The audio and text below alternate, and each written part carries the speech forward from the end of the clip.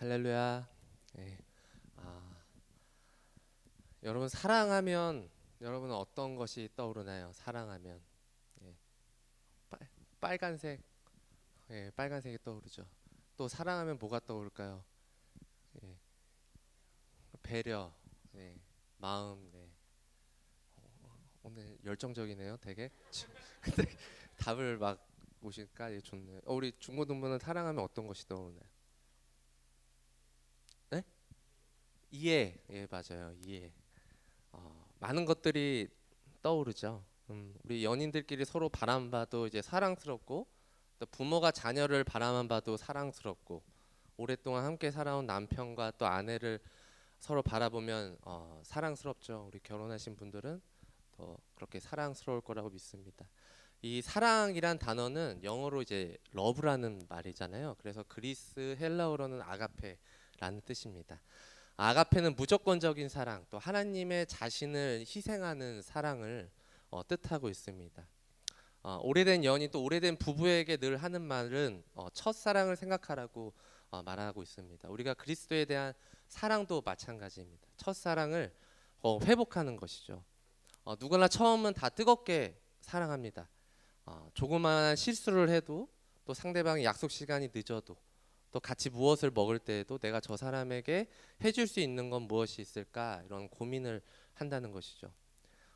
근데 처음 같은 사랑이 없어진다는 것이죠. 무감각해져 버리는 게 인간이 아닌가 생각이 됩니다. 그래서 요한계시록 2장 4절에 보면 이런 말씀이 있어요. 에베소 교회에게 하시는 하나님의 말씀은 이렇습니다.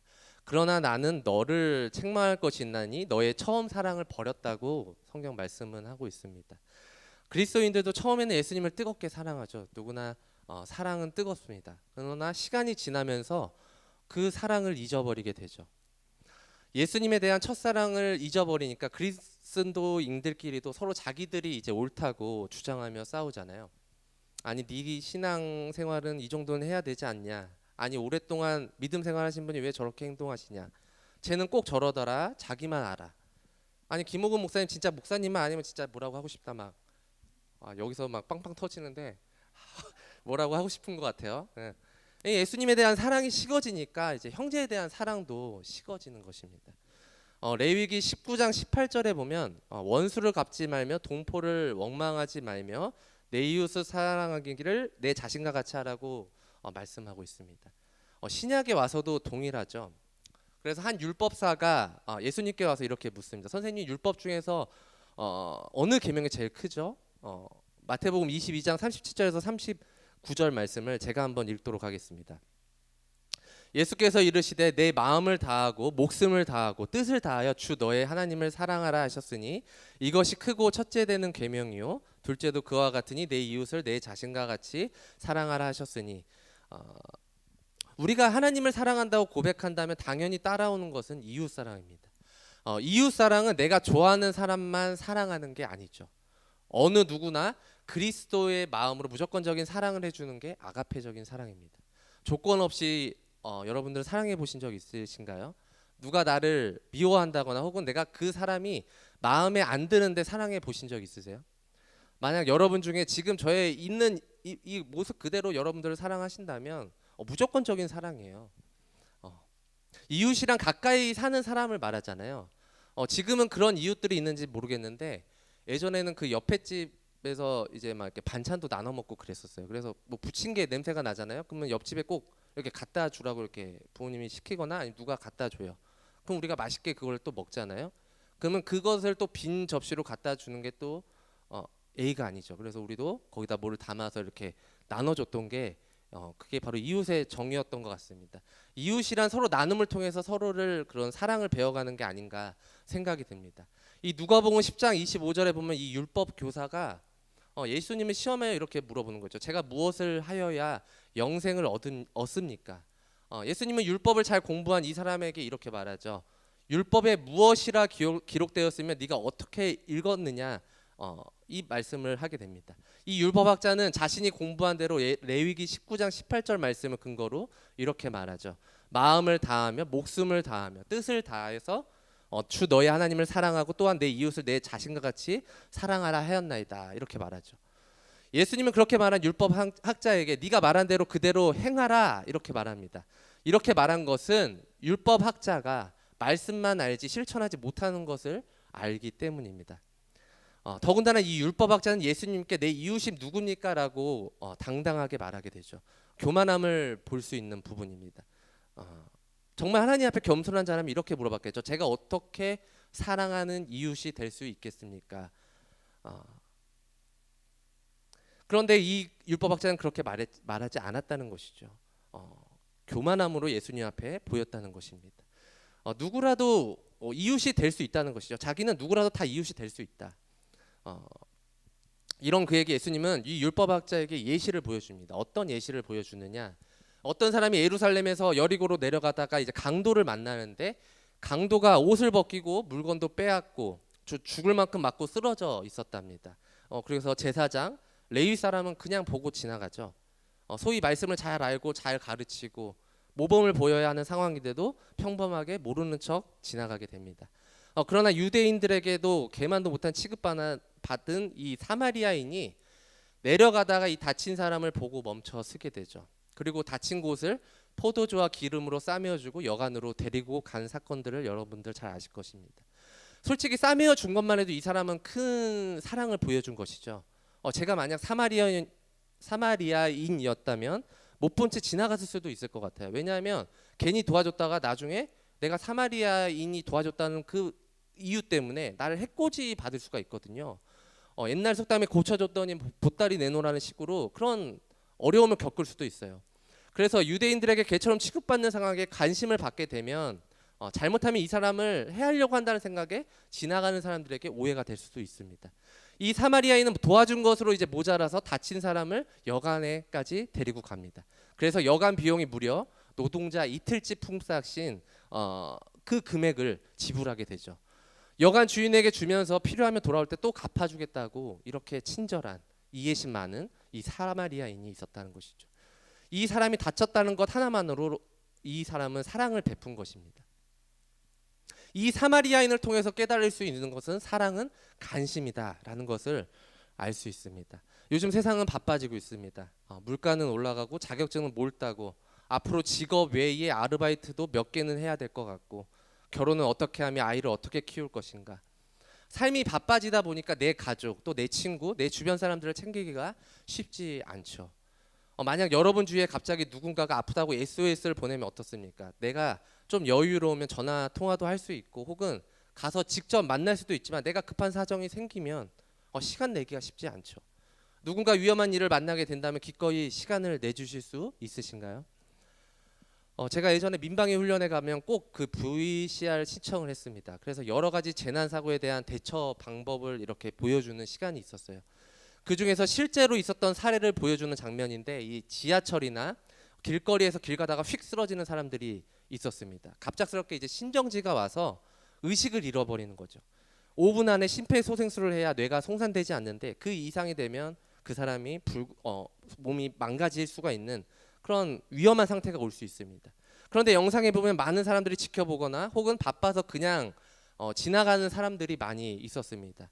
근데 어디선가 뛰어와서 심폐소생술을 해서 그 쓰러진 사람이 의식이 회복된 것을 보게 되었습니다. 만약에 이 사람도 바쁘다고 하면서 그냥 지나쳤다면 쓰러진 사람의 인생은 우리가 알 수 없었을 것입니다. 누군가를 사랑한다는 건 관심인 것 같습니다. 만약 여러분과 제가 하나님의 그 관심을 받지 못했다면 죄 많은 우리가 구원을 받을 수 있었을까요? 하나님은 차별 없이 어느 누구에게도 관심을 가지고 계십니다. 빛 가운데로 나오게 하려는 하나님의 관심은 오늘도 계속해서 일어나고 있다는 것이죠. 예수님도 율법 교사에게 사마리아인을 예시로 말씀만 하시고 행동하지 않으셨을까요? 요한복음 5장에 보면 이 38년 동안 병을 안고 살고 있는 이 베데스다라는 연못에 그 병자가 한 명 있었어요. 이 베데스다는 히브리어로 은혜의 집이다, 자비의 집이다라는 뜻인데 그래서 많은 병을 갖고 있는 사람들이 이곳 연못 근처에 살고 있었습니다. 그래서 왜냐하면 천사들이 가끔 이 연못에 내려와서 물을 움직이게 할 때에 많은 사람들이 빨리 들어가서 이 물에 들어가면 살아나는 역사가 있었어요. 그래서 어느 누구나 움직일 때 막 들어갈 수 있었다는 거죠. 근데 그때 중풍으로 고생하는 병자는 힘이 들어서 갈 수가 없었습니다. 거기에 38년대 이 중풍병자는 거기에 지켜보고만 있는 상황이었죠. 바라만 봐야 하는 처지인 거예요. 예를 들어 이런 것이죠. 백화점에서 성찬송 몇 명만 사은품 준다고 이렇게 방송에 때렸어요. 근데 건강한 사람이든 건강하지 못한 사람이든 똑같이 다 들을 수 있는 건 똑같이 듣죠. 그런데 건강한 사람들은 빨리 가서 받을 수 있는데 몸이 불편하거나 목발을 짚거나 휠체어 탄 사람들에게는 그런 혜택을 누리지 못하는 것이죠. 어쩌면 건강하지 못한 사람들은 그냥 포기할지도 몰라요. 내가 지금 간다면 받지 못할 거야. 이런 생각을 한다는 것이죠. 이 중풍병자도 지금 포기한 상태나 어떻게 보면 다름이 없었어요. 날 여기서 누군가가 데려다 주지 않는 이상 나의 병은 나을 수 없다라고 이렇게 생각을 한 것이죠. 예수님은 지나가시다가 이 중풍병자를 그래서 발견하십니다. 그래서 벌써 이 중풍병이 오랫동안 앓고 있는 것을 아시고 계셨죠. 그래서 예수님은 중풍병자에게 네가 낫고자 하느냐? 이렇게 물어보시죠. 이 중풍병자에게 이러한 예수님의 관심과 한마디 말은 병이 나음 있긴 전부터 기쁨이 아마 넘쳤을 거라고 저는 생각이 돼요. 아, 나도 사랑받고 있구나. 아, 나도 누군가에게 관심을 받는 사람이 있구나라는 것을 이 중풍병자는 깨닫지 않았을까 생각이 됩니다. 저는 어제 청년들과 부장님이 어떤 한 청년의 집을 깨끗하게 청소하는 것을 보고 굉장히 놀랐어요. 토요일 날 자기 시간 갖고 싶기도 하고 또 놀러 가고 싶기도 하고 쉬고 싶기도 했을 것입니다. 내 시간을 빼서 어떤 일을 한다는 거 쉽지 않죠. 그것도 토요일 날. 그 친구를 정말 사랑하고 아껴주기 때문에 관심을 갖는 것이고 함께 도와준 것이라 저는 생각이 됩니다. 그 청년과 대화하는데 그런 말을 하더라고요. 하나님을 지식으로는 알겠는데 마음으로 만나기까지는 아직 힘들다. 그래서 가까이 가지 못하겠다라고 이렇게 말하더라고요. 우리는 성경의 지식도 필요하지만 인격적으로 성령님이 만나 주셔야 돼요. 말씀 공부에만 너무 치중해도 안 되고 말씀 없이 우리가 기도만 해서도 안 되죠. 말씀과 기도로 함께 나아가야 균형 있는 신앙생활 될 줄 믿습니다. 그래서 말씀을 붙잡고 기도하면 더 힘이 생기고 마귀를 이길 수 있다는 것이죠. 근데 빛으로 가까이 가지 않으면 누가 가장 좋아할까요? 바로 어둠인 마귀 사단이 좋아하겠죠. 미디어나 게임이나 안 좋은 책들로 인해서 하나님과의 사귐이 어려울 수 있다는 것입니다. 그래서 더욱더 할 수만 있다면 수요 예배나 또 여러분 금요 예배 자리로 나오셔야 될 줄 믿습니다. 혼자서 예배 드리면 너무나 좋죠. 그런데 혼자서 예배 드릴 수 없는 사람들이 너무나 많아요. 내 스스로가 너무 유혹이 너무 많다는 것이죠. 그래서 우리가 예배 자리로 나와야 돼요. 그 예배를 듣고 우리가 그 은혜를 누리면서 그 평강을 누려야 된다는 것이죠. 어찌되었든 이 청년에게 큰 관심을 가져주었기에 다시 힘이 난다고, 다시 살 소망이 생겨났다고 고백하는 것을 저는 들었습니다. 누군가의 따뜻한 말, 또 용기 되어 주는 말, 내가 일어날 힘이 없을 때 옆에서 도와주는 엄마 같은 분, 친형, 하나밖에 없는 친구들의 관심을 받을 때 그 위로는 말로 표현할 수가 없죠. 저는 어제 하이라이트가 그거였어요. 그 집에 번호키를 바꾸게 되었는데 열쇠집 사장님이 그냥 지나칠 수가 없는 부분이에요. 그냥 지나칠 수도 있어요. 근데 처음 본 사람들이고 그냥 열쇠만 달아주고 가면 땡이죠. 근데 자기 시간도 바쁜데 레위인이나 제사장처럼 그냥 지나칠 수도 있었던 부분이에요. 근데 그 문이 열 때마다 빽빽거리니까 그것을 그냥 고쳐주고 가시는 거예요. 아무 대가 없이. 사장님은 오히려 예수님 믿지도 않으셨어요. 이것이 하나님의 은혜이고 사랑인 것이라고 저는 믿습니다. 그런데 예수님 믿는 우리들은 어떤가요? 누군가 도움의 손길을 내밀면 잡아주시나요? 아니면 나 아니면 누군가 하겠지, 이런 생각이 드시나요? 솔직히 말해서 교육부서 선생님 자리, 부장님 자리에 몇 년 동안 있다는 거, 또 임원단으로 몇 년째 계속 섬기고 있다는 거 여러분 쉽지 않습니다. 내 청년들, 내 친구들을 사랑하지 않는 이상 이들에게 관심이 없다면 직분을 맡지 않았겠죠. 내 친구들, 내 아이들에게 관심이 있기에 내가 힘들어도 예수님의 사랑으로 섬기는 것이죠. 이 청년처럼 겉으로 표현은 안 했지만 누군가 나 좀 구해줬으면, 나를 하나님께로 누군가 인도해줬으면 하는 이 친구들이 많을 겁니다. 여러분들이 주위 친구들이나 가족들을 조금만 관심을 갖는다면 말이죠.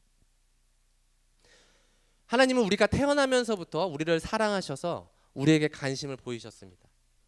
어쩌면 우리와 가까워지고 싶으신 마음에 하나님의 독생자 아들까지도 이 땅에 보내셔야 하는 그런 힘든 결정을 내리신 게 아닌가 저는 생각이 됩니다.